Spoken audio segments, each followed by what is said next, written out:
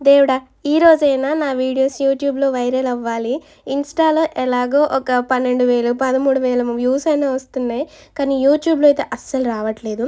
YouTube followers ఎవరైనా ఉంటే చక్కగా మన ఛానల్‌ని సబ్స్క్రైబ్ చేసేసుకొని రెగ్యులర్‌గా ఫాలో అవ్వండబ్బా! ఇప్పుడు అమావాస్యకి, పున్నానికి ఒకసారి చూడకుండా రెగ్యులర్‌గా ఫాలో అయిపోండి.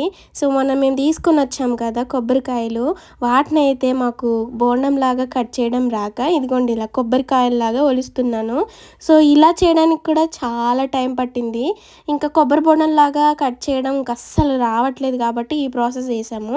చాలా టైం పట్టింది. నాకైతే చేతులు నొప్పులొచ్చేసాయి. కొబ్బరి పీచు లాగి లాగి ఇంకా మొత్తానికైతే అనుకున్న సాధించింది మీ శైలక్క.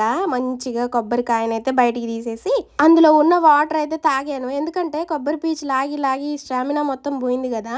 అందుకోసమని. లోపలైతే కొబ్బరికాయలో ఉన్నంత కొబ్బరి ఉంది. ఇవి లేత కొబ్బరికాయలు అయితే కావు. ఇన్ని కొబ్బరికాయలతో మేమేం చేయాలో అర్థం కావట్లేదు. ఒకరోజేమో కొబ్బరి పాలతో నేను కొబ్బరన్నం చేస్తాను. ఇంకొక రోజేమో కొబ్బరి లడ్డు చేస్తాను. ఇంకొక రోజేమో ఇంకా కొబ్బరితో ఉన్న ఐటమ్స్ మొత్తం చేస్తాను. అవి చేయడమే కాదు వీడియో పెట్టి మిమ్మల్ని చిత్రహింస పెడతా.